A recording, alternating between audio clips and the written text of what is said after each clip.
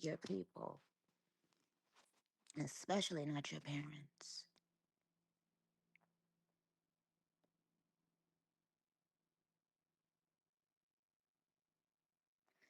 See, I used to think that in order to part ways with a friend or a boy or a coworker or a job or any, I used to think that there had to be a big blow up or something. It doesn't.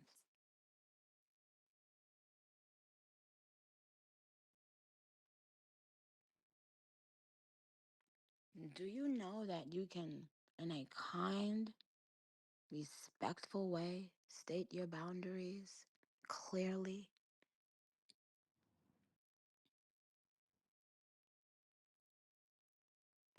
And every time that boundary is broken, do you know that you can respectfully notify that person? Hi, hey, this is something we spoke about. I don't like the way this makes me feel. Hey everyone. Hey YouTube. Can you guys hear me at all? I'm trying something new once again tonight. So it says there's 6 people on here in YouTube or on YouTube. Can you guys hear me? Please type a one in the chat. Oh, sorry, ASAP, ASAP, ASAP. Type a one in the chat if you can hear me on YouTube. I see Rhetoric. Shout out to Rhetoric if you can hear me. I see Mally. Shout out to Mally. Please like the video if you can hear me. And yeah, subscribe. Shout out to my replay crew. I appreciate all of you guys right now. So I'm looking at like different screens right now with YouTube because I am streaming from Playback, which is a new app that I'm using. I used it for the first time last night. And so basically, right now, I am like Nikki seems like she's wrapping up talking on Station Head, and I've been wanting to go live regardless of what was happening tonight. So definitely put something in the chat. Let me know if you're here. Make sure that you guys go and download the Playback app because it is lit over here. Like that's literally where I am right now. So I'm on Station Head, I'm on Playback, I'm on YouTube. So yeah, and you guys can talk to me right here on Playback as well and see the screen just like you're watching on YouTube as well. So like I said, more information about that. So like it's okay, Miley can hear me. Great. So wait, keyframe frequency of I don't know what this error message is giving me. So if at any time you guys can't hear me or something, please let me know as soon as possible. Okay. All right, cool. So it is Friday and I wanted to do something like I wanted to talk about business stuff, which we can do, which we will do. So I really just wanted to introduce the topic real quick to let you guys know like what we're listening to. Once again, Nikki is live right now on Station Head, and she was wrapping up the conversation. She addressed some stuff in terms of her label and her current relationships with artists that she had around her. And so what I'm gonna do right now is I'm gonna put Nikki back on. We're gonna anchor where she's at in the conversation and then we'll move on to our agenda. Okay, so bear with me guys, I know it's a little late on a Friday, but we are just chilling on a Friday night. Pull up with me, grab a drink, grab your vape, grab something to smoke or something, and let's just chill out together. So let's see what the she talking about, and if anything starts to echo, do let me do like let me know in the chat as well. All right, cool, thanks. All right, and yeah, I'll be sharing this on Twitter. One second.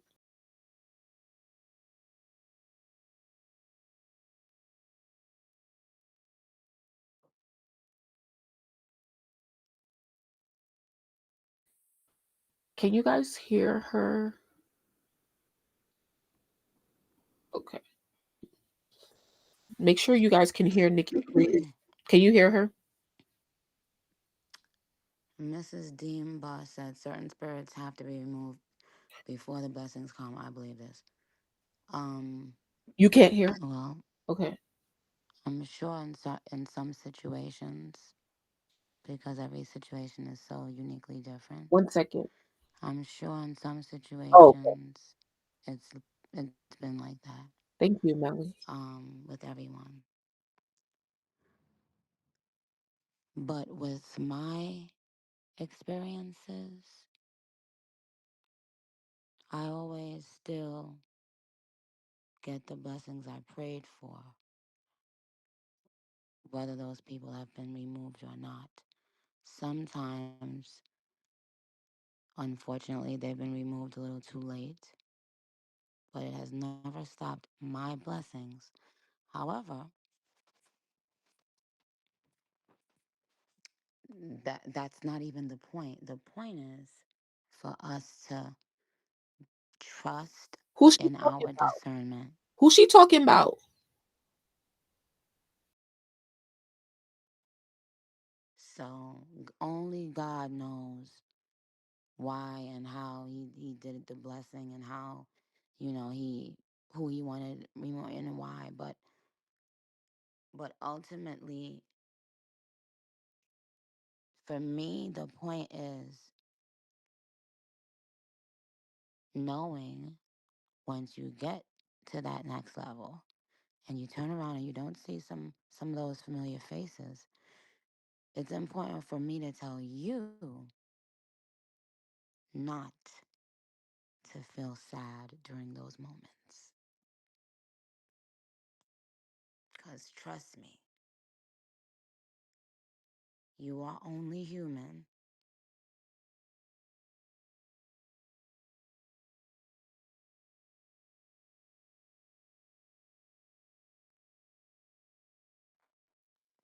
You're only human. So there are gonna be times that you miss someone that hurt you. And you have to really check yourself and remind yourself of what this person continues to do.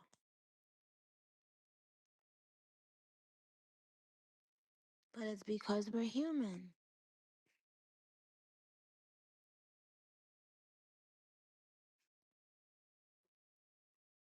We want to feel loved and understood. We're hoping that every time this person comes back around and says, yeah, I want to make things right, you're hoping deep down inside, oh wow, they really want to try to understand me this time. This time it's going to be great. It's going to work.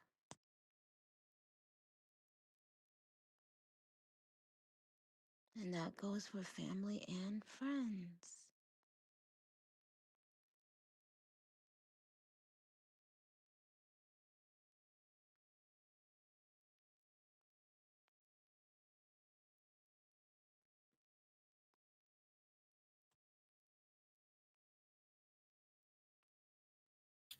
Are you guys okay? Are you guys bearing with me? Are you guys still here? Um, I'm here. I'm just making sure that I am updating YouTube because this the title. You know what I noticed? You know those little glimpses that you get of people? We work. Have you ever gotten like a glimpse of someone that they normally don't show, but you kind of caught it? You kind of caught a vibe. Um,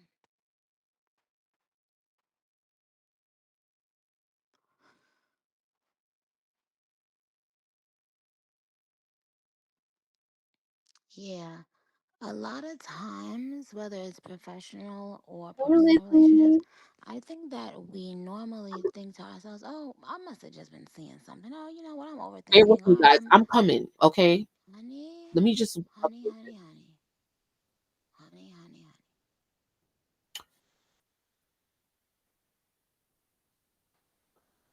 The Lord has, the Lord will have them reveal themselves to you, even if it's for a split second, Oh my Lord. because God does not want you to be lied um, to and taken advantage of. So for a split second, the Lord will reveal to you exactly who that person is.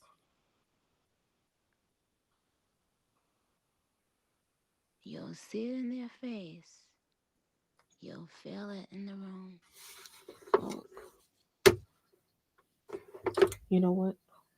Hold on.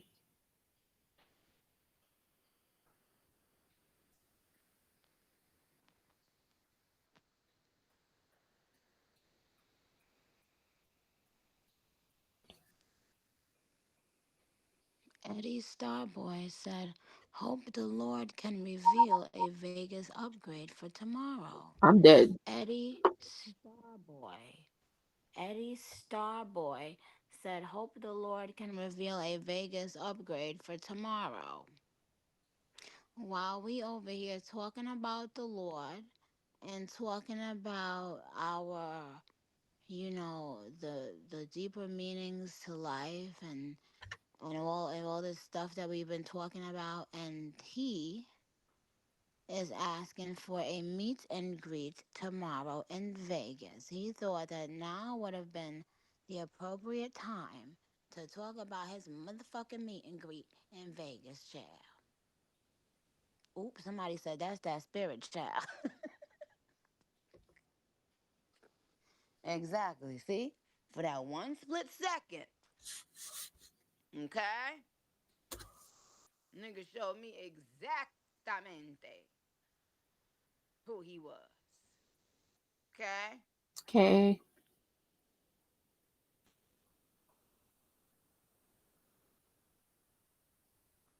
Okay.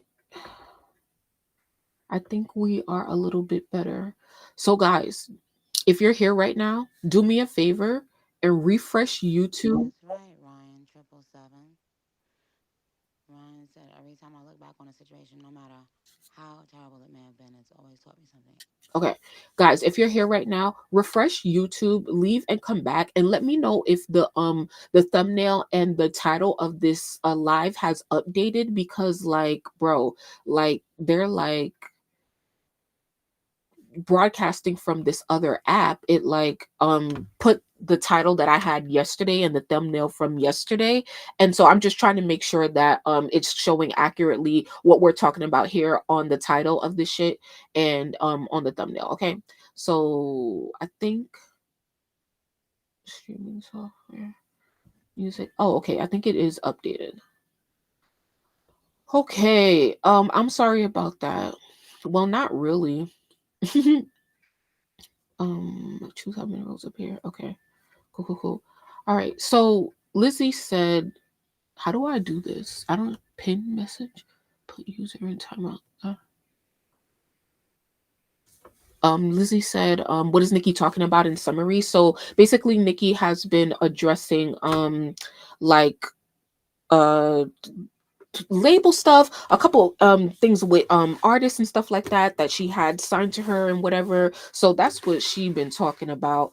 I don't even know what she's been talking about in the last couple minutes, so because I really been focused on like getting the stream together and changing the title of this thing and updating the picture. So I wasn't really listening all that much, just trying to make sure that everybody in here is situated. So now that we are and I am, you know what? Let me grab some water real quick and then we're going to get into the agenda. I'm not going to keep you guys like waiting, of course. Like we're on my time, not Nikki's time, okay? But she could be a placeholder real quick while I get my water real quick. Hold on.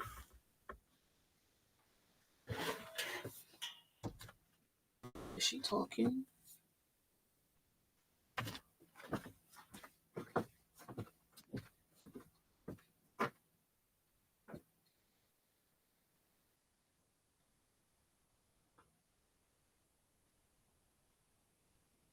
Hmm.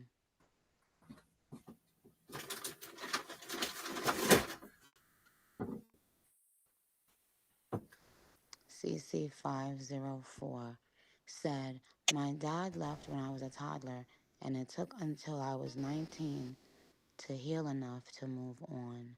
Thank God for my stepfather for loving me anyway." I'm sure you weren't difficult to love.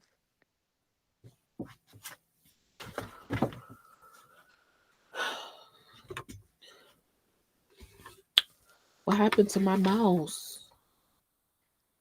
Nikki and her damn therapy sessions. All right, is everybody here? Wait, I didn't get to share this on Twitter yet. Hold on. Can you guys hear me? Just making sure this mouse is working. Okay.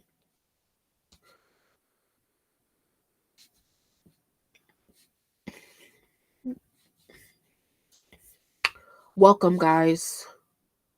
Welcome back to the channel once again. I appreciate everybody being here. Why is this not showing? Hmm. And dealing with my technical difficulties, man. Streaming is not an easy job. Okay. How do I? You know what? Let me do it. Oh, you guys see? Okay. It wasn't showing. All right, cool. So this is what we're supposed to be talking about right now. We're supposed to be talking business. Why is it? Is it show? Do you guys? What do you guys see on your screen on YouTube? My bad. Because I'm. It feels like it's not showing what it's supposed to be showing. But I see what I'm supposed to be seeing. But I don't know if you guys. Do you guys see Nicki on Station Head, or do you guys see like the thumbnail of this video?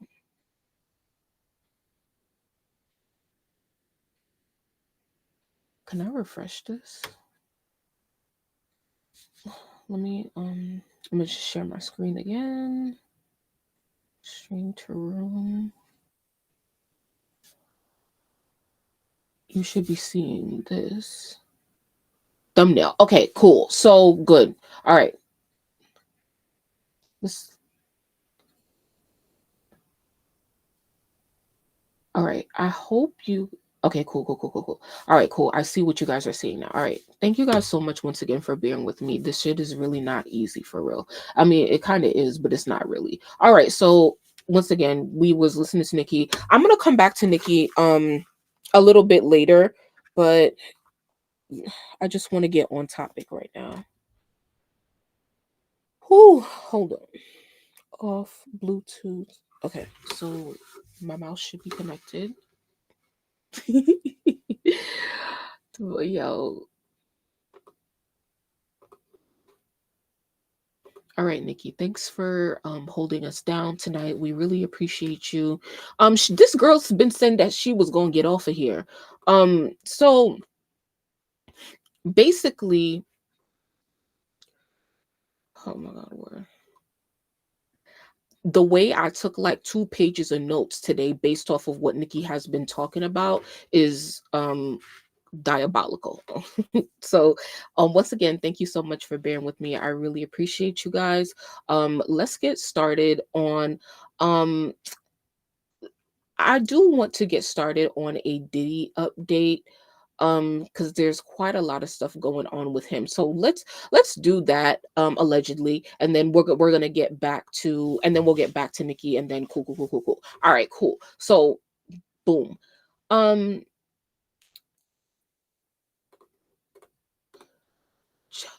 it's a lot. I think you guys can see this. Oh, let me make it bigger. Did it make it bigger? All right. So this says federal authorities have begun targeting individuals linked to Sean Diddy Combs' infamous freak-offs as the investigation intensifies and enters a new phase. The government has interviewed more than 50 witnesses and served 300 warrants. Several witnesses who worked with Combs have been in meetings with federal prosecutors. At least one top executive was labeled his Ghislaine Maxwell. Or Ghislaine, right? That, I think that's how you say her name. In a civil litigation last year, there are at least one top executive was labeled his Ghislaine Maxwell. I remember a top executive, but they, she wasn't labeled like his, whatever, like Bonnie and Clyde or whatever the fuck you call it. Anyway, it says they are very much treating this matter like a mobster case and articulating various roles that different people played in supporting the conspiracy. Expect more names to come out either as defendants or witnesses for Diddy, man. Yeah, so of course I can't wait to see what happens. Live now. Sorry, I'm just tweeting real quick. Let's go. Oh my god. Thank you guys so much for dealing with me.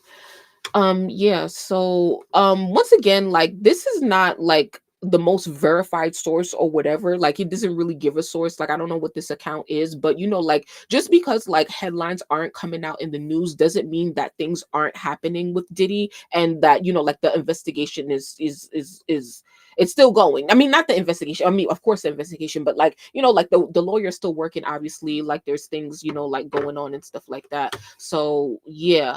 Um and if you guys watch like this girl on YouTube, her name is Tisa Tells. Like, she's a really, really, really, really, really like big like YouTuber, on pop culture and stuff. And like, she'll be the one who really be saying like what's really going on, and then it'll come out, and then you'll be like, oh, okay, so like that did happen. So I don't doubt that these things are actually happening. So going back to my agenda, let's keep it moving. Shout out to everybody in here. Once again, I appreciate everybody. Shout out to everybody on Twitter who took my poll talking about should we go live tonight, child, because I definitely wanted to come live, and then I was just so tired. And but we're here now, and I'm glad we are, because it's like, yeah, we got a lot to discuss. So there's a new lawsuit, okay? New Diddy suit. He drugged and sexually aided a girl, and the girl got pregnant. He's facing a new lawsuit filed, sorry, by a woman who claims the rap mogul drugged and SA'd her and continues to menace and intimidate her. And new court documents filed on Friday, which is today, obtained by TMZ, a Jane Doe claims the Bad Boy Records founder repeatedly assaulted her over a 4-year period, and says one of the encounters even resulted in her getting pregnant, but she ended up suffering a miscarriage. The anonymous woman, represented by this attorney, claims she first met Diddy overseas in the fall of 2020 and was invited to join the rapper on an all expenses paid trip. She saw Diddy regularly between 2021 and 2022, with the rapper and his team arranging for her to meet up with him in his homes in LA, New York, Miami, and other various locations. However, she claims she did not travel at her own volition, claiming Diddy and his staff would use coercive and harassing language to make her agree.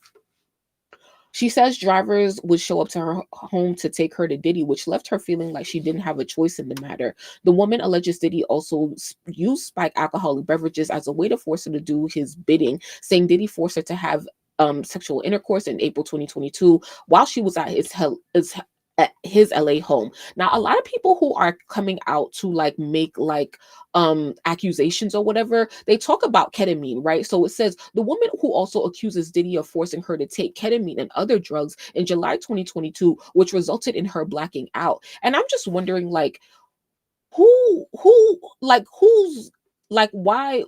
I don't understand. Like, how like they give people drugs to like knock them out and stuff like that. Why do like why does the person that you're trying to take advantage of, like, why do they get knocked out? But if Diddy is taking the drug himself, like, why doesn't he get knocked out when he takes ketamine? Like, you guys get what I'm saying? Like, why is it always like the person who becomes a victim to get knocked out? Or is it, or the perpetrator is not taking it, or are they like or are they taking something else, child? Is Diddy taking something else?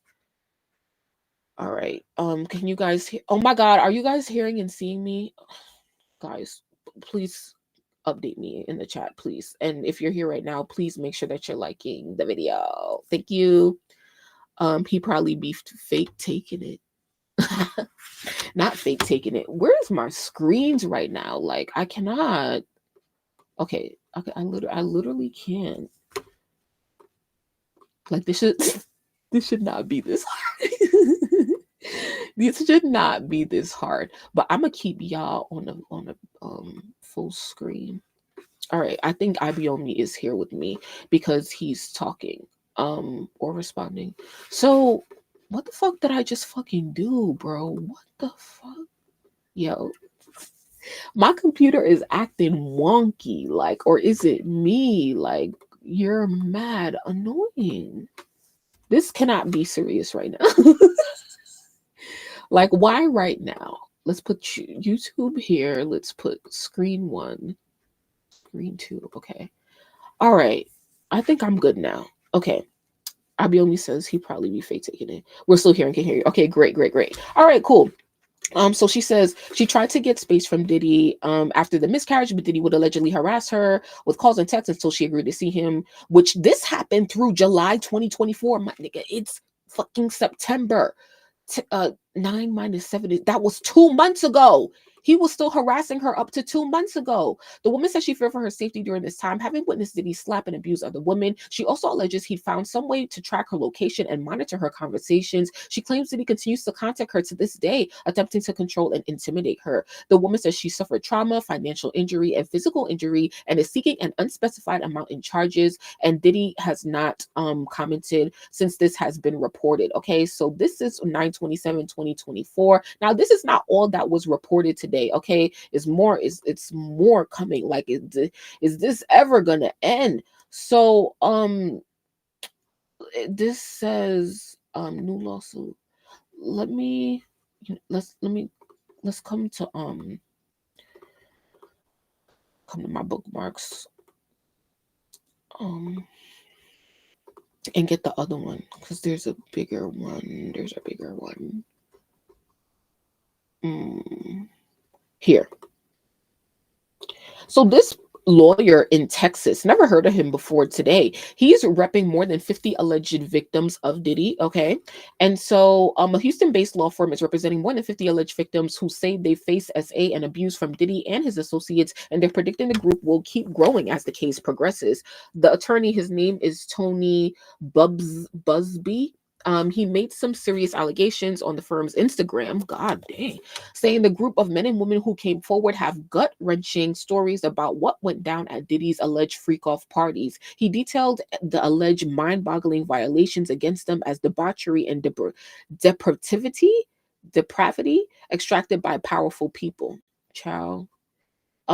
Busby claims some of the accusers were minors when the alleged incidents occurred and mentioned plans for a press conference where individuals can share their stories. Child, I cannot wait for that. Wow, has anybody watched the documentary on TMZ? This right here, Diddy's TMZ's documentary on Diddy. Has anybody watched it? So while he has not filed yet, Busby says he intends to file a class action lawsuit on behalf of the victims early next week.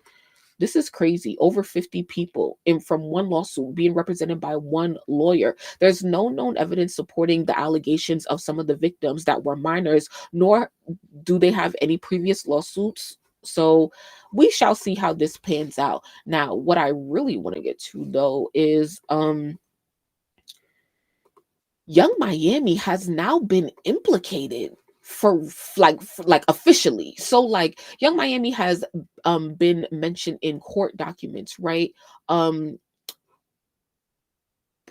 with Diddy. So a 12th person, a Florida entrepreneur and model who was suing under Jane Doe, claims that she first met Combs overseas while traveling in the fall of 2020.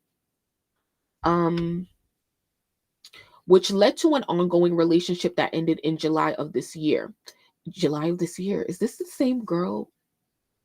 Wait, is this the same girl that got pregnant? Yeah, I think it is.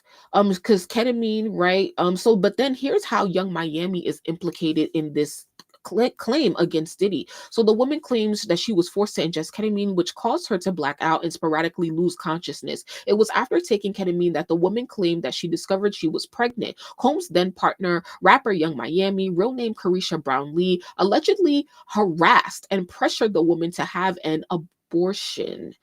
Rolling Stone has reached out to Brownlee for comment, as in Carisha seems like she hasn't responded. The woman says she miscarried and did not speak to Combs for 3 months, so she's listed as Jane Doe. But social media believes the woman in question could be Gina, which is one of other Diddy's baby moms. The woman who not only had a public spat with Young Miami, but also sat down with Tasha K for an interview detailing abuse. Now, do you guys think that it could be Gina, somebody that we've seen Diddy with? She spoke out against him before, but she also literally just had his baby.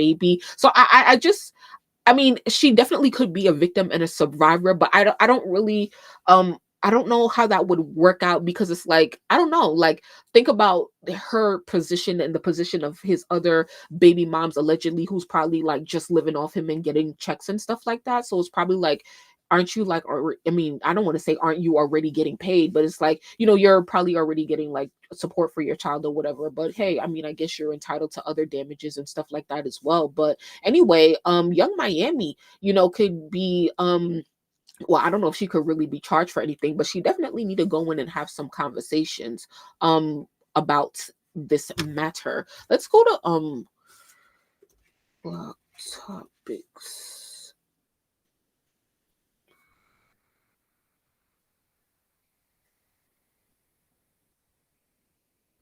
Okay. Young Miami accused of harassing a woman. Okay, so it's basically the same thing that we read.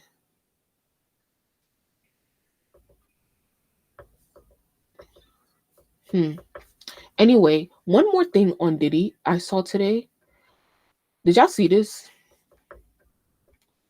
Justin Bieber fans are saying the song Baby has subliminal messaging about the use of liquid ecstasy baby oil in it. About the use of liquid ecstasy baby oil in it. Liquid ecstasy has baby oil, or baby oil is in liquid ecstasy. Bitch, I'm confused as fuck. So the song was released in 2010, a year after P. Diddy had 15-year-old Justin Bieber sleep over at his house for 48 hours. It is rumored this is when the drugging and sexual abuse of Justin Bieber first took place. So, here, let's hear this.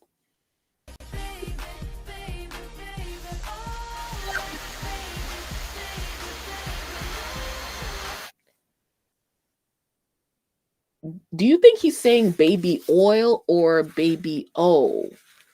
I don't even really hear oil.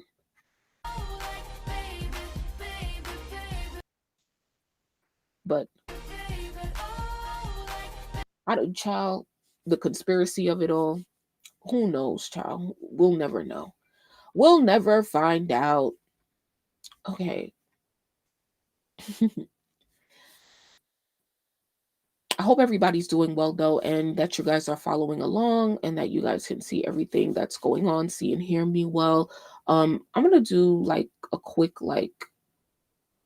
just refresh and check in. Let's see if Nikki's still live real quick. Actually, is she still live? Ooh, before we even move on, hold on. Let me Nikki.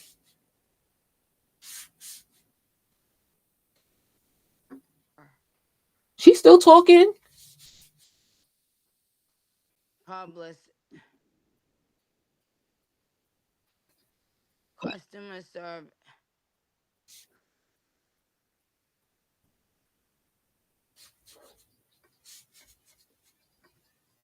Talking about, like, you know how your nigga would say, "Oh yeah, you know I like when your hair like that, baby," and da da da. Like, who they talking to, ma'am? Other bobs. Who are they talking to? Hold on. Do I tell y'all what to do? Do I push y'all around? Yes.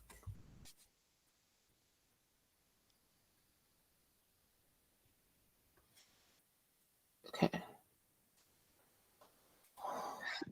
Oh really? How do I tell me? Give Enough, Nikki. So let's come here real quick. She's still live, lol. I'm dead. All right, cool. I see you guys on YouTube. I'm looking at your comments from here. I just like can't like, you know, like put it on the screen how I used to with StreamYard. So shout out to everybody in here right now. I appreciate y'all. Please like the video.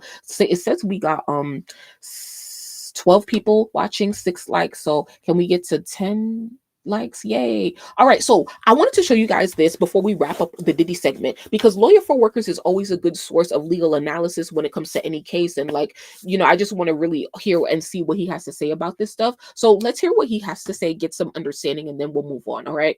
Sorry, and my apologies for moving slow. I really appreciate y'all. Let's refresh.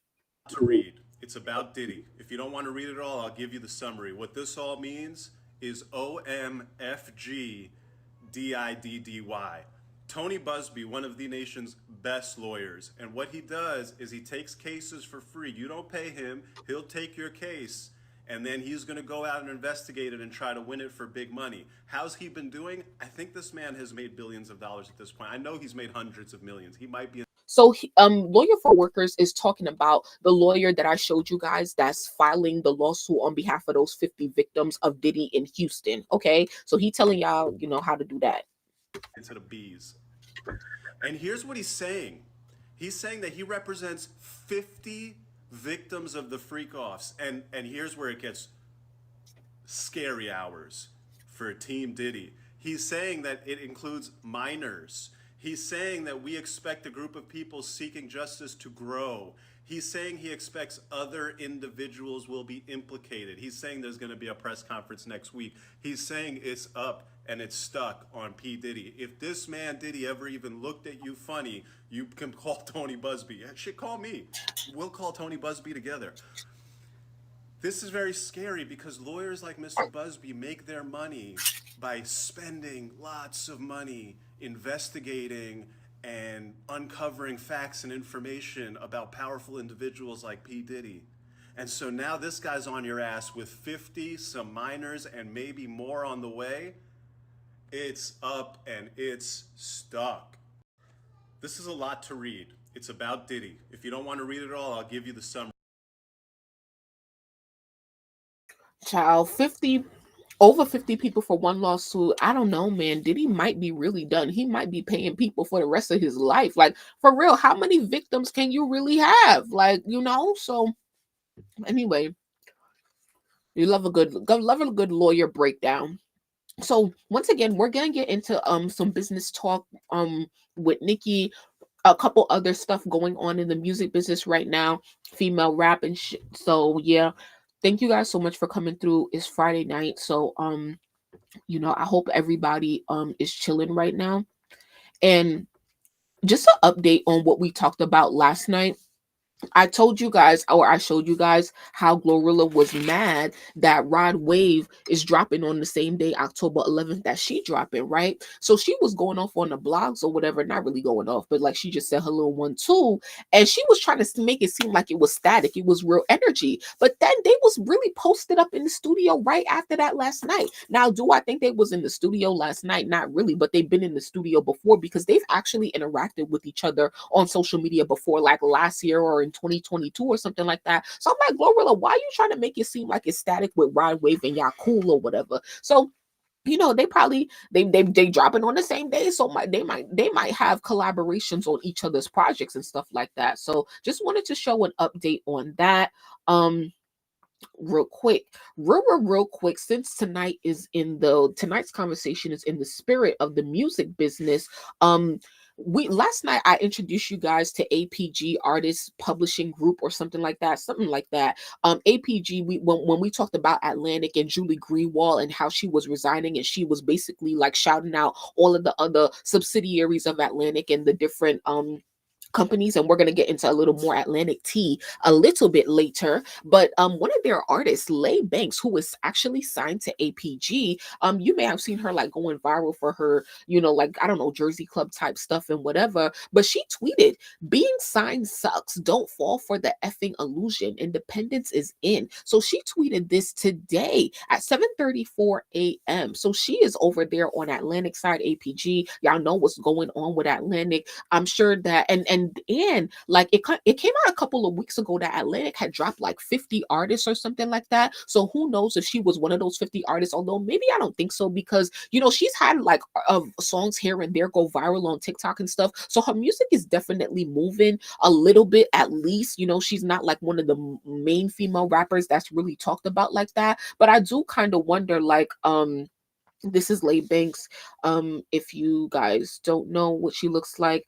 But yeah, like, I really wonder what's going on with her, what's going on over there. Is she still signed over there or not? Matter of fact, let's go on Spotify real quick. Let's check her Spotify. Let's check her Spotify. Lay Banks, I like this song. Let's see what's her latest single. September 27th, she dropped today.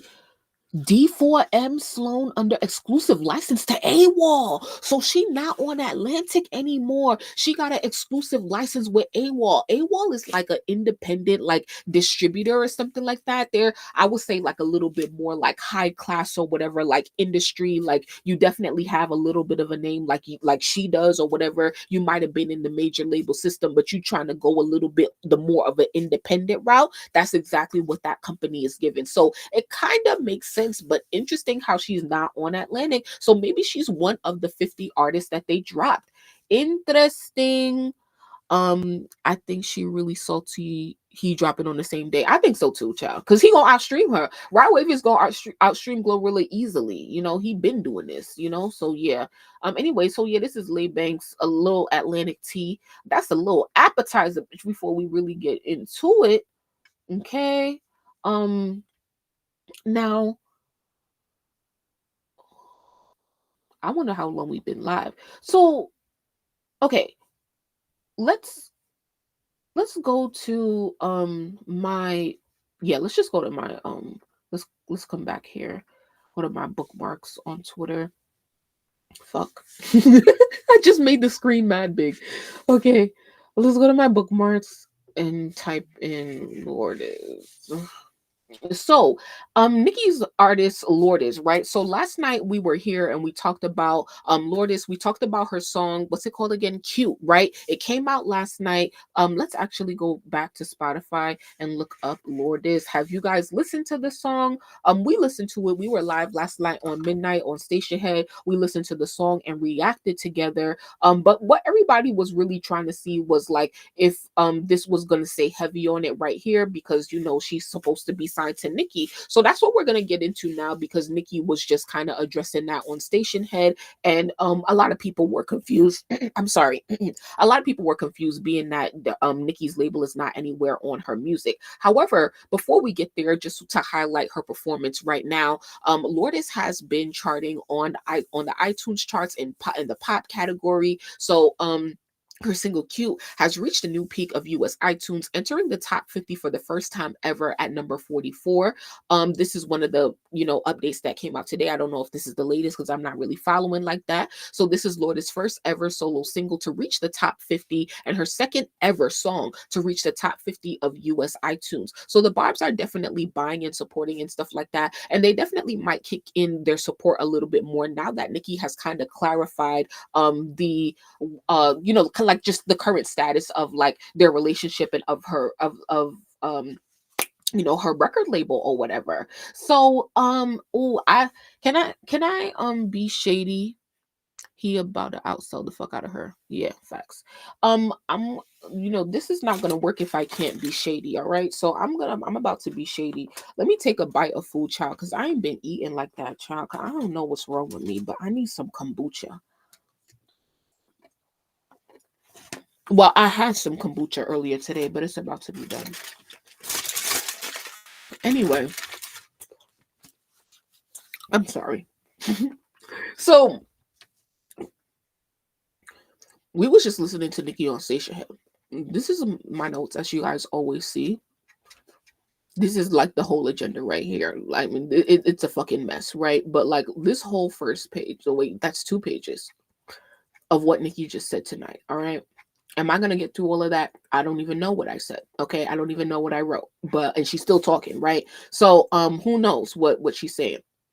But before we do that, I'm gonna come back here because I'm gonna start off with this. I'm gonna start off from the top down, okay? And y'all, pause me and anytime you lose in focus or whatever. She off now. Okay, thank you, Ibiomi. So, Nicki revealed via Station Head tonight that she finished her contract with Young Money Cash Money Records. Now, she didn't say this like those words, like she finished her contract, but we're all inferring that because she used the word like when I was signed to Young Money Republic, Young Money Cash Money, or whatever. And I'm glad, like, I feel like all of the fans have been waiting for this moment for her to clarify her stance with Young Money business wise and stuff like that, because it's like every time we talk about this, it's like I literally just made a whole video about like why is Nicki still signed to Young Money after all this time. So I just really hope Nicki's latest release, I just really hope how we, you see how we, okay, see, it says here, well, no, see, the thing, that's, this is how I'm still getting confused, is because she's saying that her contract is over, but it's still saying Young Money right here. So it's like, okay, like, did, we'll see, you know, like when Nicki does release music again, when she releases a single, we'll see for real, for real. Hopefully it doesn't say Young Money, Cash Money on it, and that will literally be like, okay, like they're really done or whatever. And I believe that they're really done because she said it, but it's like, I just kind of want like the paperwork to reflect that, you know, like, so because like when you look at Drake's catalog, Drake current shit is not saying Young Money. So it's like, once again, we all speculated like, oh, like, you know, like, you know, was Pink Friday 2, did Pink Friday 2 end, you know, like Nicki's contract with Republican, I mean, with Young Money and stuff like that. So being that, like, we could say like Pink Friday 2, right? Nicki putting out Pink Friday 2, that was her last album that she gave to Young Money, Cash Money, right? So now we looking at Drake right now, and you see what he puts out. It says OVO, under exclusive license to Republic Records. Okay, so that's what I'm looking for Nicki's music to say. I'm looking for Nicki's music to say, music forward, either straight Republic UMG, or heavy on it Republic UMG, or heavy on it UMG. Something that does not say Young Money, Cash Money. Okay, that's what I'm waiting for. So we're waiting to see Nicki's artist say heavy on it. We're waiting for Nicki's music to say heavy on it. So you know, there's still time for that, right? Like, just make sure that what, you know, she releases going forward just says like heavy on it or Republic or whatever the fuck, you know, like what, like whatever, bitch. But we just want to see the motherfucking update for ourselves, okay? But yeah, so I don't know if like she was just giving them mad versions or whatever, just to like, you know, give them some shit. But yeah, all right, nobody has anything to say on that, so that's fine. So that's just, you know, off top. I wanted to start off top because that's like the, you know, like the top layer of the cake that we about to get into, because we're gonna get into the nitty gritty of the top level of, okay, Nicki, Young Money, Cash Money, she's no longer with that. She's now she got her umbrella, and under her umbrella is heavy on it Republic. Okay, so now we going downstairs. Okay, so downstairs is where her artists are. Okay, so let me see. How do I, okay, let me do and please, you know, if you have any questions, let me know, because you know, this is a learning process for us all. So Nicki played Cute by Lourdiz on Stationhead today. So of course the song is out now. Let you know how you guys feel about it. So being that the song was out, everybody knew that Nicki was going to get on Stationhead today, because why not? And then like we talked about last night, we talked about the speculation as to like, oh, why is it not saying heavy on it or X, Y, and Z? Did she sign her contract or not, right? And so what did I tell you guys last night? Okay, I told you guys one of my two theories. One of my two theories was either Lourdiz has not signed no contract. No, this my shit. This was my theory. I said either Tate did not signed off a loyalty and did not sign a contract, or Lourdiz definitely did not. But Nicki, what's it called? Like she confirmed, you know, Nicki basically confirmed tonight that none of the artists are legally signed to her. Okay, so this is where I'm gonna get a little bit, you know, edgy at or whatever, because my nigga, sorry, you did all of that 2024. All 2024 been about is who signed to Nicki, who not signed to Nicki, who didn't do this, who didn't do that, who didn't do that, who didn't that, who could get free promo, who can't get that, da da da da da. All of these who prerequisites and bitch, then nobody knows sign no paperwork.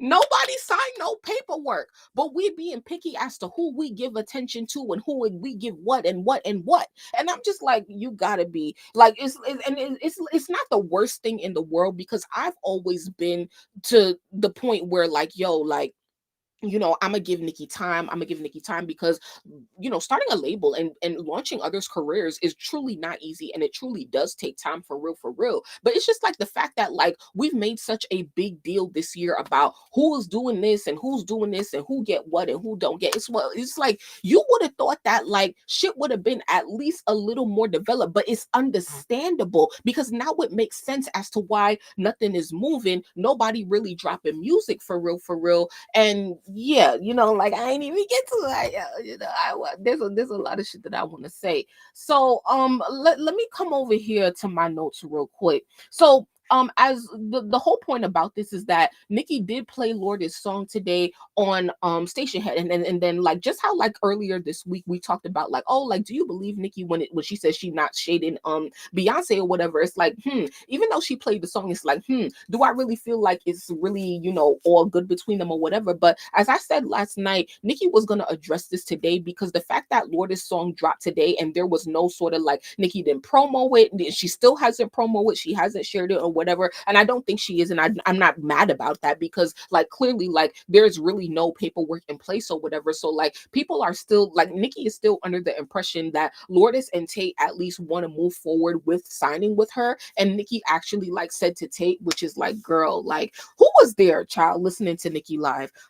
Nicki was saying to Tate like, oh, like you handle your business so that we can get the show on the road, X, Y, and Z, basically telling Tate like, yo, like sign the contract or do whatever Nicki want him to do so that they can move forward and put out these hits, as she said, and as they should, as they do need to do. Hold on.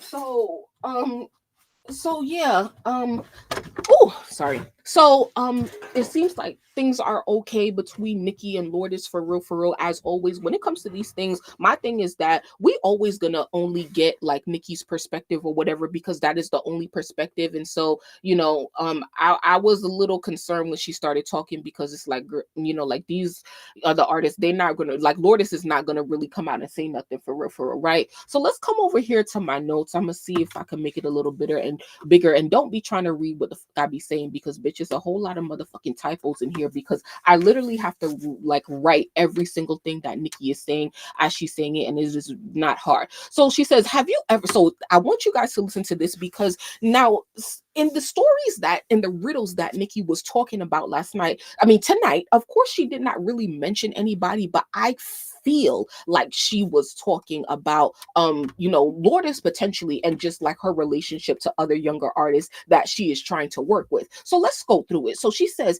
have you ever given someone advice and then they don't take the advice and then they get screwed over? Do you say like I told you so, or do you act like it never happened? So then Nicki was like, well, I don't get mad. My reaction to every situation is different based on the relationship I have with that person. I always say though, you were right. As in Nicki is like, she's saying like if somebody gave her advice and they turned out to be right, she would give that person like, oh, like you was right. Like she would she would say to them like, you're right, So then she was like, I have to, like, and then she would be like, okay, when I say that you're right, then I have to go and figure some stuff out for myself by myself, but I never think of it as an issue like between me and that person, because it indicates that that person cares about me, right? That they're saying like, they gave me advice whether I took it or not. So that she said, it tells me this person is intuitive.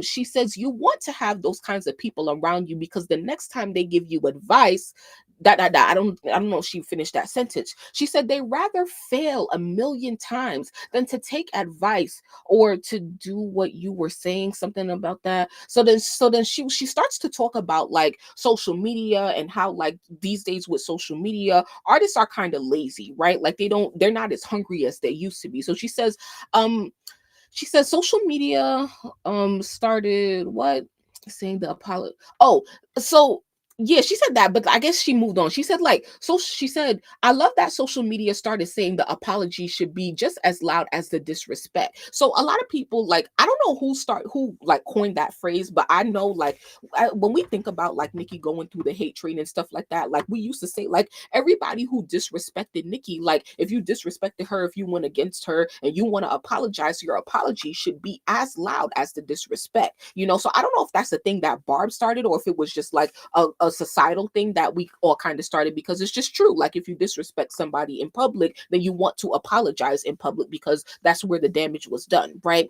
So then she says the apology should be just as loud as the disrespect. She says if you're a real person, like if you a real nigga, if you a real bitch, if you a real person, you understand this concept. She said it's interesting to see in real time, and y'all have no idea how many different things and people I've told them things and they've been spot on. And now seeing certain things unfold, I know that even they child, and I don't know, child, I don't know, she didn't finish that sentence or whatever. So yeah, she says at one point, who do people really be competing with? So I'm gonna pause here, right? Because let's pause. Hearing what she's saying thus far, right? She's basically who does Nicki sound like to you? Nicki sounds like my grandmother, right? She sounds like my mother. She's basically telling you it's always I told you so, because usually as young people we think we know everything, and our parents, we see that with the generation coming up after us, and even with our parents, like the young people always think they know what to do and da da da da da. So Nicki is basically saying the same thing. Like, so basically the way that she's talking, she has to be talking, I think, obviously, to somebody who is less successful than her, because she's basically saying, I gave you advice, you didn't take the advice, and then you saw I was right, right? But I'm like telling you what to do. And I think that, like, one of the reasons that has it's taken so long for like the artist to release music, and whatever it's been, because she's only had like only Tate's released music. He's releasing on the label Lourdiz. She's now releasing her first song. But once again, regardless of what Nicki say, that song don't say heavy on it, child. That song say Dr. Luke, okay? That song say a pop label. So I dead don't know what's going on, and that's probably another conversation for another time. But it's just like I'm not understanding like how heavy on it is supposed to be related to Lourdiz right now at the current moment, based on the song that she's putting out and the business behind it. Anyway, because clearly Nicki's business is not complete with Lourdiz. So then okay, so I read this, right? So yeah, so that's why I feel like she's sort of talking about that situation, because Nicki is talking from the vantage point of like, I've done this, I've been successful, I'm telling you what to do, you're really probably not listening all the way. And then we'll get into some other things, right? She said some other things that I feel like could be applied to Lourdiz as well. And once again, this is all alleged, this is all my opinion. My opinions are not facts. I write down every single word, try to, that Nicki says. So I'm reading you the words so you can interpret it how you want to interpret it, and let me know who you think she's talking about. But I'm just telling you who I think she's talking about, okay? Based on the timing and the current climate of the conversation on social media and of the fan base. And that's why she's addressing this today, because this has been the talk of the town all weekend. This is one of the things that sometimes is gonna seem like all artists experience this with their labels. You always hear artists talking about, oh, like they won't let me release XYZ. All I want to do is put out music. I think that there's a reason why I got annoyed at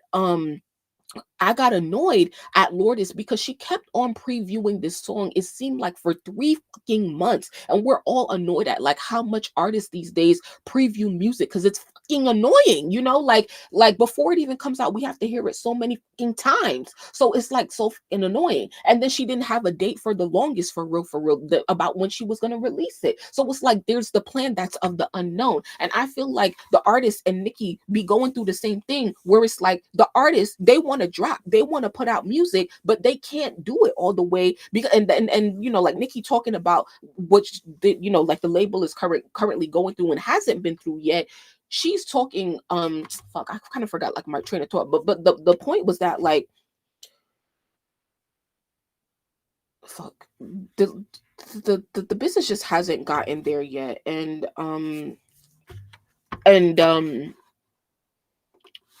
I think that once again, like it adds to the point where like the older artists have to really be ready to take on younger artists. And once again, I'm always going to give her the benefit of the doubt and time because things take time. But like with all of this, all of the like all of like this is my thing when it comes to anything and anybody. I just don't like when people talk so much shit, but like they don't really have nothing to show for it. Like we just been talking so much about heavy on it all year and all these artists, and like we're like nowhere, you know. So it's just like, yo, go and figure that shit out, and when you're ready, then come and present that to us, because it's like, yo, like for real, like you, I don't know what's going on, and I really do hope that that deal comes to fruition, and I truly hope that they get to the point where they actually sign that contract. I want to see an artist sign with Nicki Minaj, for real, like genuinely. Anyway, I'm gonna keep going and read some of the notes, okay? So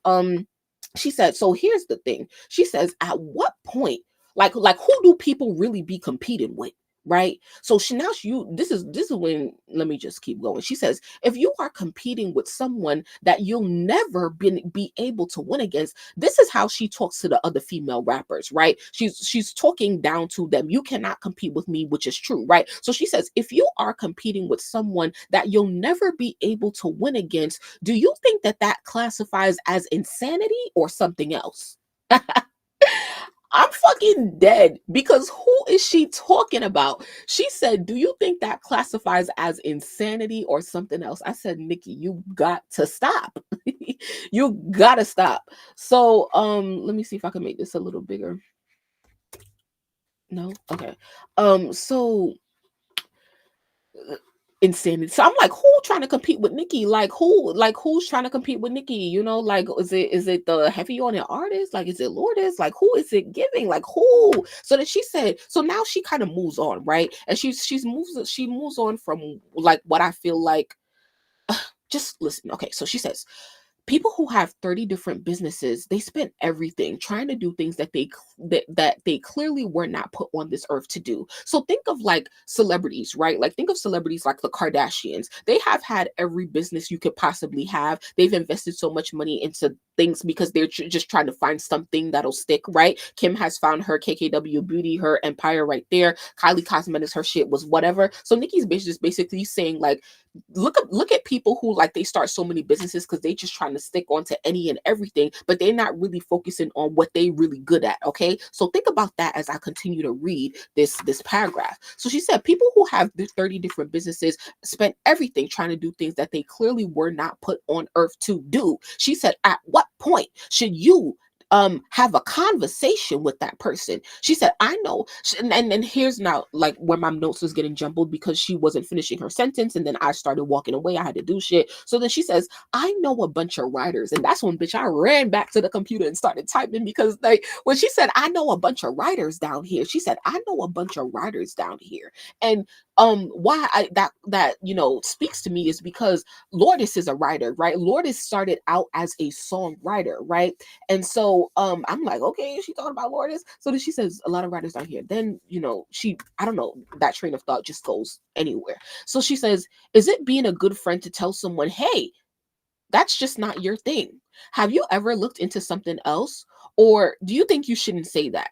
So basically what Nicki is saying is that if you have a friend or if you see somebody love trying to do something and they not really good at that thing, should you tell them to stop doing that thing and go to something else? Or should you just not say anything? Should you just be supportive, right? So this is where I feel like she really talking about Lourdiz. I need y'all to talk to me in the chat. I'm not seeing the chat moving. So let me I need to feel your presence. Please make sure that you guys are liking the video. Whatever, because we're really getting to the meat and the bones here. So here's the thing, right? When it comes to songwriters, think about songwriters who have turned into artists, right? Think about, now we have more successful examples recently. We got Money Long, right? She's now an artist. She used to be known as Priscilla Renee, wrote for Ariana Grande, well, K Michelle, like I mean, almost, you know, pop, rock, country, really everything. Kesha, Timber. Then you have Victoria Monet, wrote for Ariana Grande. Her artist career is now flourishing, and once again, Money Long, her artist career is now flourishing, right? But a lot of times, songwriters, they want to be artists, but their music just doesn't really catch on. And sometimes it's because, like, you can say, like, for any, literally for any like songwriter, like whether it's Victoria Monet or Money Long, like they're giving away their sound to the artist, whoever the artist who buys their song from them, right? And so now when they try to take their sound and inject it into their music that they release for themselves for us to listen to, we're like, oh, like we can't connect to it, we can't identify with it because it reminds us of Ariana Grande and Victoria Monet and all of the artists that they've really worked with. So a lot of the times songwriters are not as successful as artists because they really should just stay in that songwriting bag because they just don't hit, they don't connect like that as artists. And so I'm thinking when Nicki says, like, yo, should you tell somebody that, like, at what point, like, should you have a conversation with this person? Is it being a good friend to tell someone, hey, that's not your thing? So is she saying, like, oh, like, Lourdiz, you're really great at songwriting? Because we know that Lourdiz, I found out Lourdiz through working with Sweetie. Lourdiz has wrote for Doja Cat, obviously Nicki as well, on Cowgirl and Pink Friday Girls and other songs, and she's a very accomplished songwriter and stuff like that, but she hasn't really hit as an artist yet. And so I'm like, does the shoe fit? Do y'all think the shoe fits, or am I reaching? Or y'all think, like, Nicki's not talking about her at all, So anyway, we can move on to the notes, but I'm looking for your feedback in the comments. And shout out to my replay crew as well. I need y'all energy as well. So now she kind of like starts talking about op stuff, like regular op shit, because she said, if someone never hasn't said your name in years, but your name is constantly in their mouth every day because they thought it was over for Onika Tanya, not knowing she's a different breed, then I'm like, girl, please.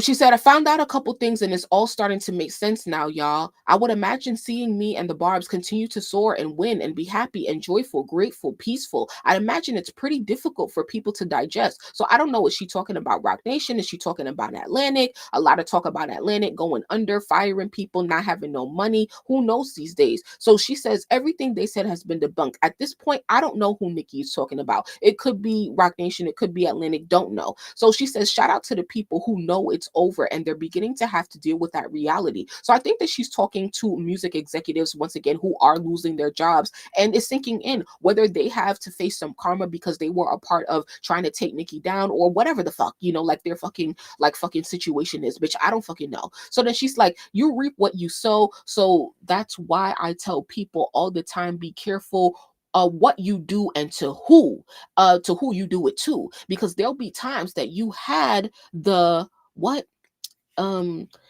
something in realizing that the time was actually being spent by the other person building something better than before. Be careful because you have to answer for everything you do, every lie you tell. So Barbs, let God handle everything. When you know you are a good human being, the way the universe spins the block for you is imaginable. It'll leave you in awe because you remember the times when they had no mercy because what? I don't know, fuck. But yeah, like basically what she's saying is like, yo, like, I'm not having no mercy on my ops. I'm dragging my ops. I'm getting my look back. What she said on Do We Have a Problem? What she said, how get your op back. I don't how the thing go? I'm crying. So yeah, Nicki, she don't care how much time passed, she gonna get her op back or whatever, and she ain't having no mercy because she says, remember the times they ain't have no mercy on me during the hate train, child. So everybody experiencing karma or whatever. So IBME says, I don't think she's talking about her as in Lourdiz, because why she want to sign her if she don't see it for her as an artist? That's the tea as well. That's a definitely good point. That's a that's a very a good rebuttal, basic rebuttal. But like, yeah, like it's like, yeah, like why if that's how you feel about people, like, and that's why, like, and this is one of the things that me and IBME agree on. It's like once you co-sign somebody, you can't really take that back. And it's like if she and I be on me giving her the benefit of the doubt because she's saying she don't think she's talking about Lourdiz, but let's say if she is, like if she is, then it's like you doing the same thing you did kind of like with Ice again, where like you talking about like their talent or lack thereof, but you already co-signed them though, and that's fine because some bitches don't really got talent like that, but it's like you can't really do too much because you saw value in them at some point, so I don't know, child. I really don't know, but this is my thing. Something that Nicki said tonight has to be applied to Lourdiz. Why? Because Lourdiz is the topic of conversation, right? Like that's the whole vibe right now of trying to figure out every time an artist releases a song, we're all trying to figure out, does it say heavy on it? Is it da da da da da? Da da da da da? Because Nicki herself has made it such a big deal to for the artist to do what they need to do in order to get her co-sign. So now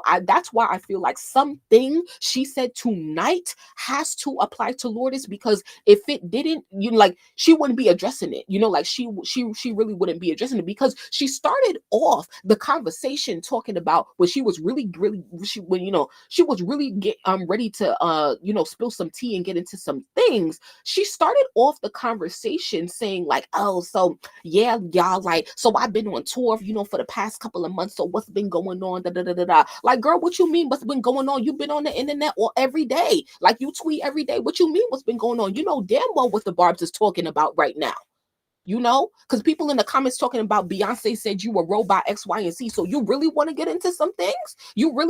Are you really ready to wake it up? Let's go. So yeah, that'd be my thing. I don't know if Nicki really be ready for real. But anyway, that's the type of time she came on. So I said, okay, sis, you know what's going on. And my thing, that's my thing. It's like, girl, like cut the small talk. Like, you know what's going on. You know what's going on. You know what today is. You know what people are talking about. Let's talk. Let's talk. Let's spill some tea. Anyway, we get into the end of my notes, I think. So she said, okay. So then she said, what? Okay, so pay attention to this. Oh, wait, bitch. Hold on. So she said, bro, I'll leave it in awe because you remember the times we had no mercy. Okay, cool. So she says, everybody comes out to say something. So, okay. So she says, basically she's saying everyone who comes out to say something, whether they speak it on her, everybody who does that isn't genuine. So I'm like, what are you talking about? Like, are you talking about like people who saying your names in interviews? Remember when the female rappers used to be like, oh, like, I love Nicki Minaj, like, but it's like, they don't really do that no more. So I don't really know like what she's talking about. Of course, we know like people like Steve Style who've been speaking on Nicki, but I don't know like who would be genuine, because like in order for somebody to be, if she's saying like they're not genuine, so in order for us to think that they are genuine would have to mean that they are saying something positive about her in the press or in the public. So I don't know who is currently doing that who she don't think is genuine. If you have any ideas, let me know. But anyway, she says, I saw someone that was saying something about their career. So she's basically saying now that she saw somebody talking about their career. Maybe their career didn't do as well or it didn't pan out, how for them, how whatever. And she said, it's not about a rapper. Okay. So we know that the industry is in shambles. So she said, I saw somebody that was saying something about their career, and a lot of people was trying to be there for them and say positive things. But I know for a motherfucking fact, that's what she said. That's what Nicki said. She said, I know for a motherfucking fact that I remember giving this particular person some really good advice about something and they didn't listen. So if they did that to me, then they probably don't listen to the people they be down with, they friends, they associates and stuff like that. And it's not a rapper, she said, but they was thinking that the internet clout is real life. So they didn't feel that they had to listen to little old me. And now it's costing them because no one cares. But I had a solution. I had a plan. So you guys have not seen me. Sorry. So you guys have not seen me fully be behind an artist yet. So that's a whole nother statement that I need to detach from this. That's the whole big statement in itself, which is the whole reason why we having this conversation right now. So let me finish up that paragraph before this. So I don't know who the fuck she talking about. Y'all let me know. She's not talking about a rapper, somebody who she gave advice. Their career went down a drain because they thought internet clout was real. I don't know, bitch. I don't know. And who cares? So she says, but let's move on to this. She said, I had a plan. So anyway, she says, you guys is in the fans, the Barbs, right? So she knows, right? She's addressing this because she knows that this is the talk of the town in the fan base, right? So she knows that all of the fans is talking about who not signed, da da da da da, Lourdiz is dropping. So that's why she felt the need to say, you guys have not seen me fully be behind an artist yet, because she knows that the fans are waiting to be like, oh, like, regardless of like where the artists are at now, how much support they do or don't have, the budgets they do or don't have, like she's just, setting our expectations, like just so y'all know. And also for the haters who's wanting to see like the downfall of Heavy on it, or wanting her artist to flop, or just not giving her the adequate chance in order to prove herself as a music executive and as a label owner. She's just let's all just make sure that we know that whatever we see these artists doing, even though she may co-sign them and say that they affiliated with her, we have not yet seen her fully push an artist yet. So let's move on. Not yet, for instance, she says, all of the artists, most of them that you see now circulating around, a lot of them are the successful ones now signed to major labels. Like how when I came in, I was signed to Young Money Cash Rubbly. Sorry, what the fuck did I just say? I was signed to Young Money Cash Money Republic. So the production company and the label was the one who was putting up the money. So now this is when we talked about this at the beginning of the segment, where I told you guys, I showed you guys where she said that she's no longer signed to Young Money Cash Money. So that's where we're now, that's where we are in my notes right now. So now where she's saying I'm no longer on Young Money Cash Money. She said I'm signed directly under Republic, not Young Money Cash Money. But what I was saying is most of them you see doing really well. So she's telling us like most of these artists that you see doing really well, they got all these labels behind them and stuff like that. So now she draws attention to Tate Cobain, which is her specific artist who's been releasing music under Heavy On It, the label. She says with Tate Cobain, we have not taken him to do an official meeting with Republic. So when he's putting out songs, it's like my mixtape songs, like Nicki's mixtape songs, basically just to keep her name out there, to keep her sound out there and stuff like that. So that's what she had to say about Tate. So let's pause here right now because we've been talking about Tate, and last night I said like Tate is the one who's really been doing a lot, and whatever loyalty he gave to Nicki, you know, like he really gave her loyalty based on bitch, I don't even fucking know. Because once again, his shit say Heavy On It, bitch. Nobody should say Heavy On It. And she literally just said, we have not had a meeting with the label yet. If they haven't had a meeting with the label yet, then what that mean? That mean that ain't no paperwork been signed. That's what that mean. So, basically what's happening right now is Tate is giving Nicki his copyright on promises and contingency that he, you know, believes that she will do the best she can to widen his audience or whatever the fuck you want to fucking call it or whatever the fuck, you know. And you know, I've always said and I maintain that regardless of how many conversations we've had this year about all of the artists who have walked through Nicki's door, whether they signed or they didn't sign, whatever the situation was, even how, regardless of how unpopular my opinion was, I always maintained that I would still sign the deal. Right. And Tate is an example of that. Tate is an example of what of like literally, yo, this is Nicki Minaj. I got Nicki Minaj behind me. Let me give her this opportunity, even if shit is not solidified yet. And that's the type of trust that Nicki is clearly looking for in the artist. And hopefully, like you would trust your, you know, your label that much to do this. But you know, it's also understandable artists who want structure and who want agreements in place and stuff like that before they start giving out their copyright willy-nilly like that. Because woo, had it had went wrong for Nicki and Young Money, it would have been a problem. It would have been a problem, and it would have been a conversation. So you know, I can't fault any artists for, you know, taking their time and stuff like that and just waiting until the time is really right. So let's finish up. We almost done with the notes. So we said, you know, we talked about Tate and talked about the status of his deal. Let me know any comments, questions, concerns on that. Moving on to Lourdiz. Once again, she dropped today. She says with Lourdiz, not everything is completely sorted out. But everyone involved really loves her and is proud of her. I want to do her project on a large scale because that's what she deserves. It's something to start. I don't know, to start hearing her voice more, but we haven't done the official deal with all parties. And so until we do that, that's not something you'll see. Until we do that, you won't see the full impact. So yeah. So basically, you know, once again, she's just verifying that. But basically, Tate and Lourdiz is kind of in the same place. They have not met with their parent label yet. They haven't met with Universal. They haven't met with Republic to really flesh out what a deal would look like and what they would owe, what is Heavy On Its responsibility, what is Republic's responsibility, who get and how much percentage, X, Y, and Z. None of that has been really for real solidified yet, for real, in terms of like like literally nothing. And so that's why I was like, girl, like we've been doing this all year for what? Like going back and forth on artists for what? And nothing is legally signed, nothing. So anyway, we about to literally be done. Like we're literally done. So she says, then this is when she says, tell Tate, as in Tate Cobain, she says, tell Tate you need to go handle your business so you can get a real budget. And I'm like, damn, Nicki, you calling him out talking about he could get a real budget when he the one who been the most loyal to you. He done gave you 3 songs already on Heavy on It. He done gave you 3 goddamn songs already, and you talking about sign your contract so you can get a motherfucking budget. No, he's the only one that been giving you a motherfucking copyright. So I hope you've been, letting that motherfucking budget slide for him a little bit. Anyway, so she said, what she said? Handle your business so you can get a real budget so we can get these hits out there, because he's a hit maker and I don't want him to da da da da da. And then child, I stopped typing because it was time for me to come live.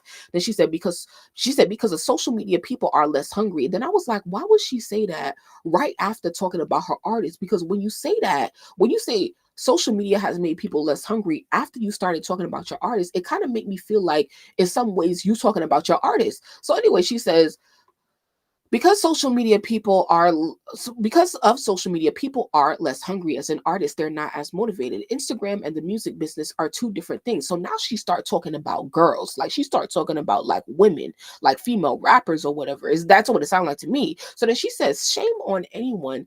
So she said, she's basically saying, y'all need to understand that Instagram and the music business is 2 different things. You're not going to be successful off of popularity and likes. So she said, shame on anyone that had their clients thinking that was real life. I don't want to find out some shit after a flop album. Oh, so basically she was basically saying like, oh, I don't want to hit rock bottom after the album flop. Like, oh, like I'm thinking I'm all this and that because I got all this social media clout. Then I drop an album, it don't go nowhere. Then is when I start to realize, oh, wait, right. Instagram and the music business are 2 different things. It shouldn't take you that long. So she's basically saying you should have someone on your team. Then, girl, I stopped typing because here we are. So that is what Nicki had to say today. This might be saved on her station head. I'm not really sure. You might be able to find it on YouTube, but I basically gave you like the most important things of what she said regarding her business, regarding her label. So you guys let me know what you guys think about that. And yeah, like I'm gonna pause for a little bit. Shout out to everybody watching right now. I appreciate all 19 of you. Please make sure that you guys like the video and turn on all the notification bells when you subscribe so that you guys never miss when I upload, especially now because child, I'm streaming from a whole different app. So I need y'all to really have y'all notifications on. I'm just going through my my my what's it called? I'm just going through my agenda a little bit. So I think what I'll do, oh my fucking god, it's 12 a.m. I think I'll just cover 2 topics and then we're gonna call it a night. It's the night is still young, but it seems so late because I got started late because Nicki was on late, child.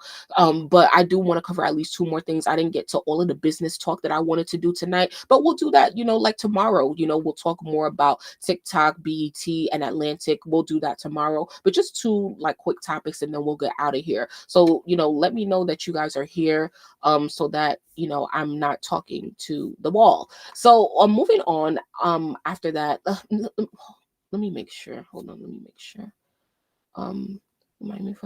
All right, cool. I'm gonna have to update this title. Anyway, so it says, despite shattering genre barriers, Beyonce lost all of her 12 nominations at this year's People's Choice Country Awards. So I didn't even know there was a People's Choice Country Awards, but I just started going through these comments. I just wanted to see what people were saying. Like, she knows Jay-Z forgot to cut his check. The downfall of her career is directly correlated to the evil things Jay-Z has been doing to others' career. And usually I don't like a lot of conspiracy on Beyonce and Jay-Z. Not that I give a FUC a care about them, because I really don't. Not fans of neither of them. But hey, like, I just hate to put like false accusations on people and conspiracies on people because that could really hurt their reputation. But going down these comments, I really truly wanted to see like what was the perspective of all of the different fan bases. And so you see like a lot of Barbs under here. You see other fan bases under here. It's surprising to see Beyonce lost all 12 nominations. Her impact on music is undeniable, and hopefully she'll get the recognition she deserves in the future.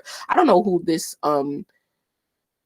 who if this like who this person is a fan of or whatever, if they're fans of Beyonce, the CMAs know about her and Jay. But it's real interesting. What you guys should do is like you should go through comments like this on any artist, right? On any artist, and see what all of the different fan bases say about that artist. Because usually, like the Barbs are all saying the same thing. The Barbs are like, yeah, Jay Z, Beyonce. Then the other fan, like Taylor Swift, the Swifties might be saying all like it's just so interesting how like based on whatever artist you're talking about, each fan base has like similar or different perspectives of them, and you'll see that in the comments and stuff like that. And hopefully, like I don't know, I don't know, but like that's just a thought that had came into my mind earlier today, like oh like like what is the different perspectives, and stuff like that. Anyway, the last thing that I think I want to touch on is um this is music business but also related to female rap, and this came out September 25th, so it's been 3 days, so it came out this week. But and when we were live yesterday, I showed you guys Music Business Worldwide, which is a good source to get music industry news and tea from and stuff like that, and just business information and updates. So it says Grammy winner Eve sells her rights to Iconoclast an 8-figure deal. So basically, Eve has sold her catalog for about 25 to 30 million dollars, okay, allegedly. So it says according to a press release issued by the company today on September 25th, it has acquired the publishing rights to the catalog of double platinum selling and Grammy award winning hip hop artist Eve. Sources tell Music Business Worldwide that the transaction was an 8-figure deal. um sorry uh 8-figure deal in the ballpark between 25 million and 50 million dollars. So described as a trailblazer in the music industry, Eve first gained recognition in the late 1990s with her debut album blah blah blah blah blah, which made her the third female rapper in history to reach #1 on the Billboard 200 with hit singles like blah blah blah blah blah. She became a defining voice in hip hop, known for her lyrical prowess, the dynamic flow and unique fashion of rap and R&B influences. Eve has previously collaborated with Who Cares, Me, even Gwen Stefani. Great. Okay.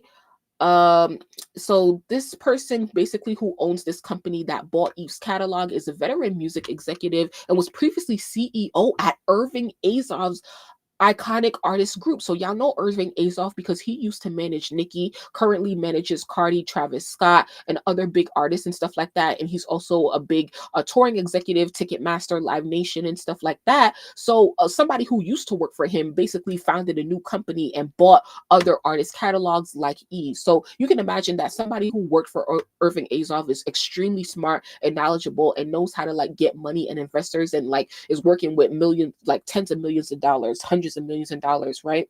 Anyway, and I bring this up because you probably, I don't know if you guys are confused or whatever, but like it was back like when the pandemic was kind of subsiding, it was really really popular for artists to sign, I'm sorry, to I mean yeah sign, but like to sell their catalogs. That was around the time where Wayne sold his portion of the Young Money catalog back to Universal as well. So a lot of deals happened around that time, and they're still quietly happening around the industry. But I wanted to point this one out because we don't hear a lot about Eve. I don't think Eve really does a lot. You can say she's really retired from music, and this is the best way to retire from music. Is to really kind of what they say, cash out, sell your catalog based on what it's going to make in the next 20 to 30 to 50 years, so that you can have a huge influx of cash.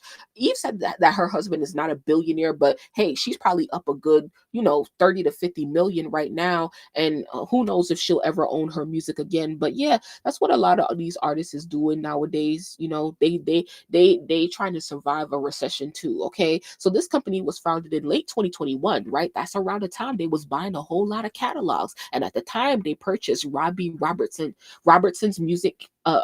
Sorry, they purchased his publishing and name, image, and likeness rights, plus his recorded music interests covering his career to date, meaning to this date, to whatever date, like to today. So most recently in March, this company struck a deal for a catalog of music assets of legendary singer and artist Tony Bennett. Oh, wait, is he still alive? I thought he died. Last month, Ironclad entered into a strategic partnership with Colorado-based Ujamaa Designs to acquire publishing and name, image, and likeness of culturally significant reggae artists. Ooh, I gotta look into this. It's touching the Caribbean now. So it says Eve's contributions to hip hop and popular culture are unparalleled. Is Eve the first female rapper to sell her catalog? Did Missy Elliott do a deal? I don't know, but she might be the first female rapper to do this. She's not a only great artist, but a true pioneer for women in the genre. We are honored to help preserve and elevate her incredible legacy, ensuring that her influence continues to inspire future generations of artists and fans alike. So yeah,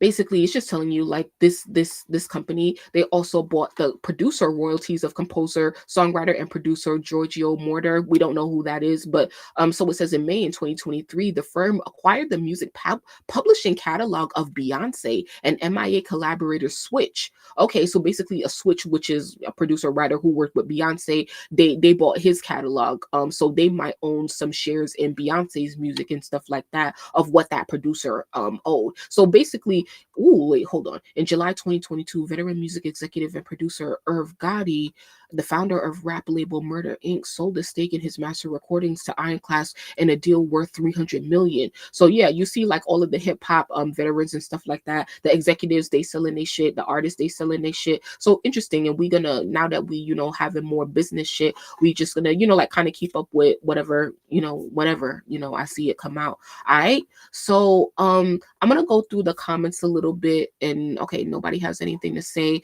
So I don't know like if people are here right now, but thank you guys so much for coming through and spending some time with me tonight. I truly appreciate you for dealing with me through my technical difficulties, and I'll be going back and just trimming these lives down a little bit from the actual start time and stuff like that. Let me know if you guys have any comments, questions, or concerns based on any of the topics we talked about. Some topics will flow over into tomorrow because there is way more business stuff that I want to get into.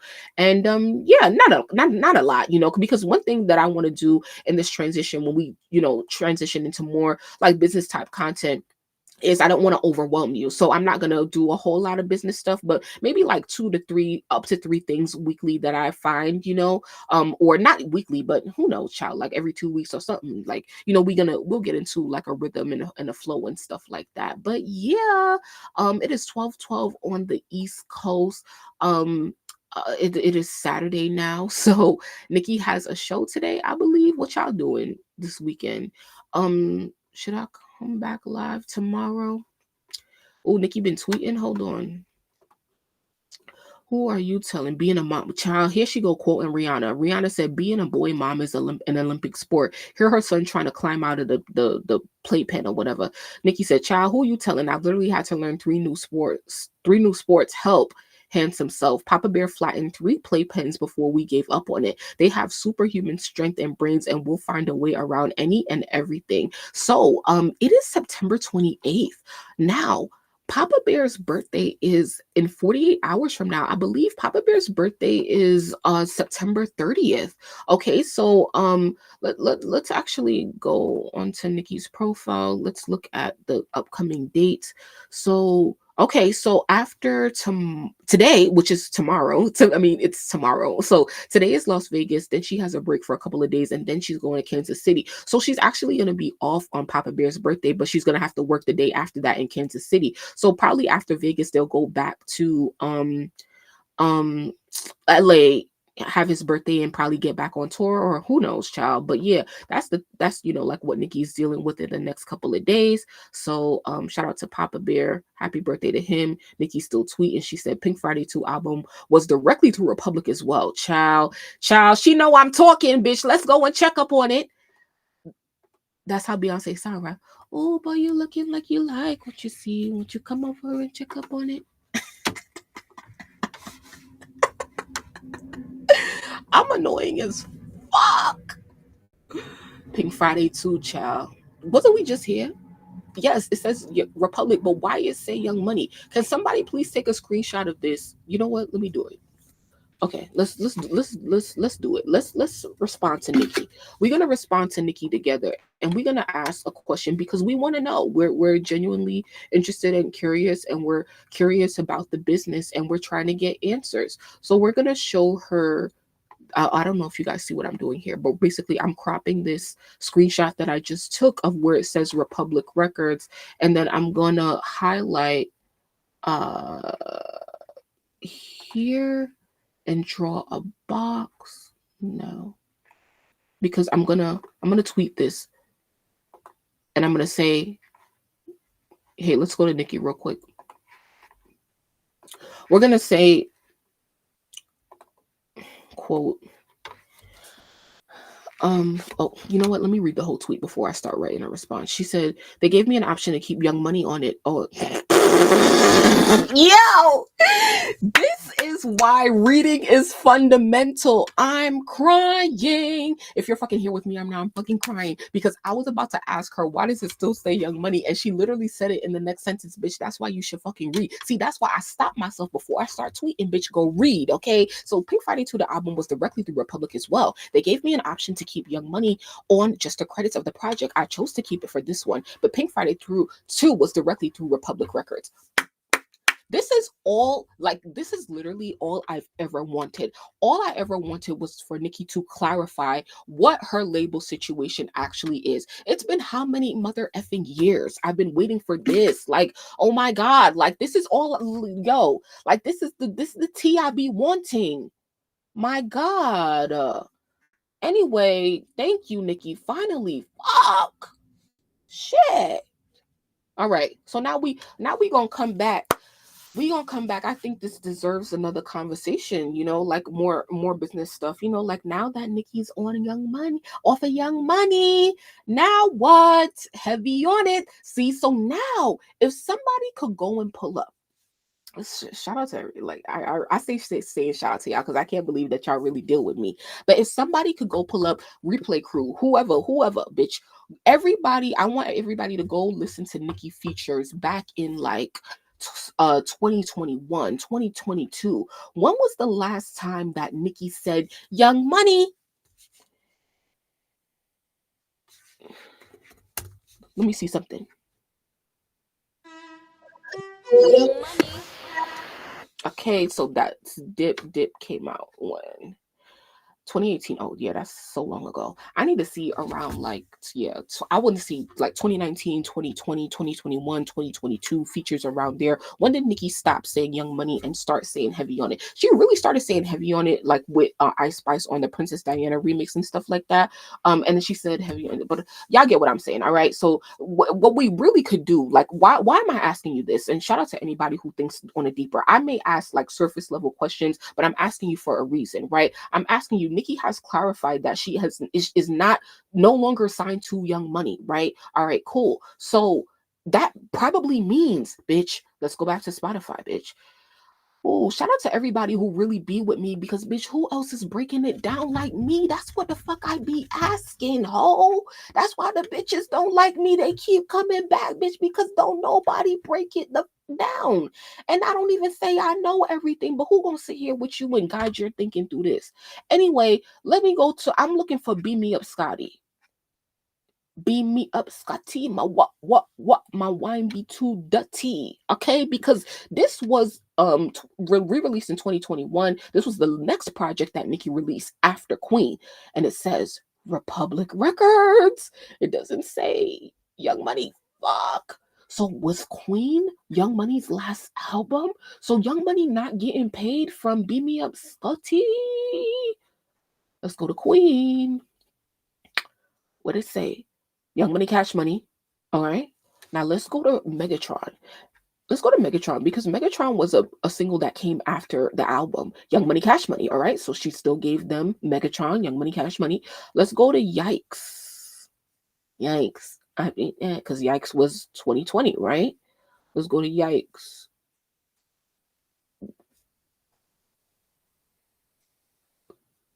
Here. Young Money, Cash Money, 2020. All right.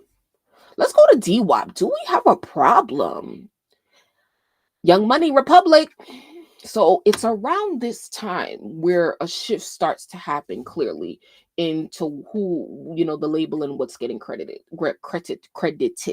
But yeah, I'm not going to think about all of that right now because that, you know, deserves a little bit more thinking. But why I'm asking you, if I didn't clarify that before, I'm asking, when was the last time, the last feature, the last whatever, where Nicki said Young Money on the song? Because that could signify when her contract with Young Money was truly over. Okay, we know it's over now, but when was it really over? Like, you get what I'm saying? That's why I just went through all of her catalog and I showed you the dates and what label it was saying. So y'all go figure that out. Go listen to some music and come back and you let me know in the comments. But once again, I appreciate you guys so much for sticking through. Shout out to everybody who came through, stuck with me to the end, all the way from the beginning. I truly appreciate y'all. Once again, I really can't say it enough, for real, because like, who cares about what I be talking about? Like, y'all could really be anywhere else, but y'all really here with me on a Friday night, and it's late at that. So I will try to come back tomorrow. I wasn't really gonna come live tonight because I wanted to, and I was thinking about it and preparing for it all day, but I was just so tired, But then I got energy, like when Nicki came on. So I'm so glad that I still came live to talk to you guys, because clearly we got a lot of things accomplished tonight and we learned a lot tonight. And that is my number one goal here, is to learn, which is why we're specifically focused on the business tonight. So I do want you guys to make an account on the Playback app, and we'll talk more about that, because that's where I am right now. I'm not actually on YouTube. So I'll be on YouTube and I'll be listening back to this. And yeah, I'm gonna just shut up now. But yeah, thank you guys so much. Have a great weekend. If I go live tomorrow or anytime this weekend, I hope to see you there. Make sure that you are subscribed to the channel with all notifications on. Please like the video. Please let me know your comments, questions, concerns in the comments. I know it's a lot. We be talking. I'll be saying a lot. Let me know. Let me know what you agree with, what you disagree with. All right, peace.